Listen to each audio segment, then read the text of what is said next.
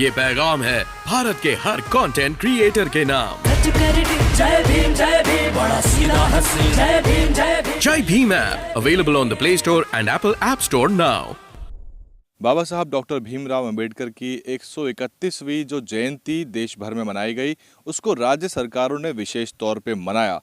बहुत सारी पार्टियों के जो नेता हैं वो भी बाबा साहब की जो जयंती है उसकी शुभकामनाएं ट्विटर पे, सोशल मीडिया पे देते हैं। लेकिन कई राज्यों से इस तरह घटना आई कि जहां अंबेडकर जयंती मना रहे लोगों के ऊपर हमला बोल दिया गया।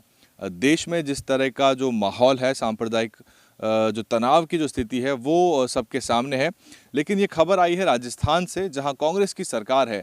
राजस्थान के डीग कुम्हेर में बाबा साहब डॉक्टर भीमराव अंबेडकर की जयंती मना रहे कुछ लोगों के ऊपर वहां के स्थानीय लोगों ने हमला बोल दिया गया। उसके बाद दोनों तरफ से ही आरोप प्रत्यारोप लगे और जो घटना है उसने धीरे धीरे एक बड़ा रूप अख्तियार कर लिया।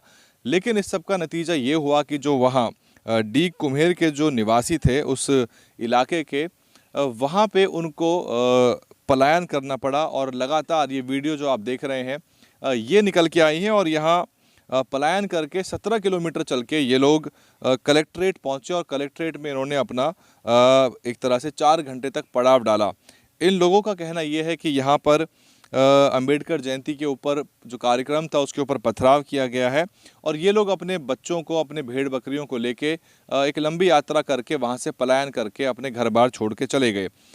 ये जो स्थानीय मीडिया है, जो प्रिंट मीडिया है, उसने इसकी रिपोर्टिंग की है और अलग अलग जो अखबार हैं वो लिखते हैं कि भरतपुर में पलायन कर रहे दलित समुदाय के लोग एक दूसरे पर बड़े आरोप। और अब स्थिति ये है कि वहाँ पर जो 100 परिवार रहते हैं और गुर्जर समुदाय के 300 परिवार रहते हैं, वो एक दूसरे के ऊपर आरोप प्रत्यारोप कर रहे हैं और तफ्तीश जो है वो जारी है कि कहाँ से शुरुआत हुई। लेकिन खबर ये है कि वहाँ पर बाबा साहब डॉक्टर भीमराव अंबेडकर की जो जयंती है उसको मनाया जा रहा था और उसके बाद जो है पुलिस ने एक तरह से अभी तक जो कार्रवाई की है उस पर भी जो है आरोप लगाए रहे हैं। आप देख सकते हैं TV9 खबर है, इसमें लिखा है कि भरतपुर में दलित समुदाय के सैकड़ों लोग का गांव से पलायन। अंबेडकर जयंती विवाद में पुलिस पर दबंगों से मिली भगत का आरोप। तो स्थानीय लोगों ने आरोप भी लगाया है और कांग्रेस की सरकार जो है वो बीजेपी की सरकार से बहुत ज़्यादा अलग नहीं है। कांग्रेस में भी दलितों, मुसलमानों के ऊपर आए दिन अत्याचार के जो मामले हैं वो कांग्रेस शासित राज्यों से भी निकल के आते हैं। करौली में जो घटना है वो आपके सामने है, आप देख सकते हैं उसको। और इससे पहले जितेंद्र मेघवाल का जो मामला था पाली में, वहाँ पे उसकी हत्या कर दी गई थी। तो ये एक दुखद खबर है क्योंकि जहाँ तो सरकारें सरकारी आयोजन करके डॉक्टर अंबेडकर की जयंती मनाती हैं, लेकिन जब जो बाबा साहब को मानने वाले लोग हैं, इस देश का जो दलित समुदाय है, इस देश का जो दलित, पिछड़ा और मुस्लिम समुदाय जब बाबा साहब की जयंती मनाता है तब उनके ऊपर इस तरह के जातिवादी जो लोग हैं वो हमला बोल देते हैं। ख़ास बात यह है कि इसमें यहाँ कांग्रेस की सरकार है जो लगातार बाबा साहब का नाम भी लेती है, दलितों की बात भी करती है। लेकिन ये लगातार आपको देखने को मिला होगा कि चाहे कांग्रेस सरकार हो चाहे भाजपा हो, कि जो बाबा साहब की जयंती लोग मना रहे थे वहाँ उनके ऊपर भी जातिवादी लोगों ने हमला बोल दिया। तो ये खबर जो है ख़ास तौर पे इसलिए महत्वपूर्ण है क्योंकि ये जो पूरा इलाका है भरतपुर के आसपास का, अलवर का, ये दलित समुदाय के लिए बाहुल्यता रखता है और वहाँ पे बड़ी संख्या में जो है दलित समाज के लोग जीत के आते हैं और अलग अलग पार्टियों से भी जीत के आते हैं। BSP ने भी वहाँ पे अच्छा परफॉर्म किया है राजस्थान में।